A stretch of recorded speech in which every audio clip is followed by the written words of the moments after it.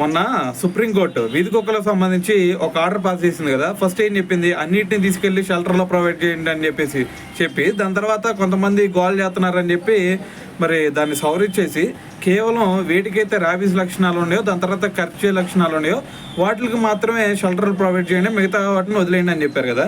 అయితే ఇప్పుడు ఏం జరిగిందో తెలుసా, పూణేలో ఒక దగ్గరలో సమీపంలో ఒక నగరం ఉందన్నమాట. అక్కడ ఏం జరిగిందంటే ఒక వ్యక్తి నడుచుకుంటా రోడ్డు మీద వెళ్తూ ఉన్నాడు. సో కొంచెం పెద్ద మనిషిలే. అయితే అతను నడుచుకుంటూ వెళ్తుంటే వెనకమాల నుంచి 6-7 కుక్కలు వచ్చినాయి భయ్య. 6-7 కుక్కలు వెనకమాల నుంచి వచ్చి అతని మీద అటాక్ చేయడానికి స్టార్ట్ చేసినాయి. అంటే ఆయన కొంచెం పెద్దోడు కాబట్టి అక్కడ ఏవైతే బైకులు, దాని తర్వాత ఫ్లెక్సీలు ఇవేవైతే ఉన్నాయో వాటన్నిటిని అడ్డం పెట్టుకొని తప్పించుకోగలిగాడు. సో అదే ప్లేస్లో కనుక ఒక చిన్న పిల్లలు ఉన్నట్టయితే సిచ్యువేషన్ అలాగ ఉండేది.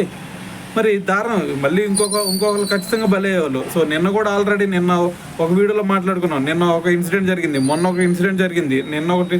అంటే దాదాపు 3 రోజుల నుంచి కుక్కల దాడి జరుగుతూనే ఉంది ఎక్కడో ఒక చోట.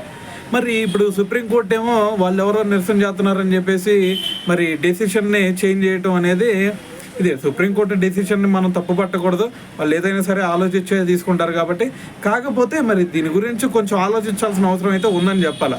ఎందుకంటే వాళ్ళు ఎవరో నిరసన చేస్తున్నారని చెప్పేసి ఇక్కడ వాళ్ళకు అనుగుణంగా కనుక మనం తీర్పిస్తే ఇక్కడ ప్రాణాలు పోతూ ఉన్నాయి కదా. రోజుకొక అటాక్ జరుగుతూ ఉంది. సో మరి రోజుకొక అటాక్ జరుగుతూ ఉంటే మరి రోజుకొక ప్రాణం అయినా పోయింది. ఇప్పుడు ఆయన పెద్దోడు కాబట్టి సరిపోయింది. లేదు అంటే అదే ప్లేస్లో చిన్నపిల్లలు ఉన్నట్టయితే ఖచ్చితంగా ఒకళ్ళు బలయ్యేవాళ్ళు.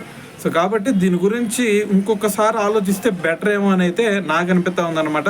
సో మరి దీని గురించి మరి మీరేమనుకుంటున్నారు అనేది కూడా తెలియాలి కదా. సో కింద కామెంట్ చేసేయండి.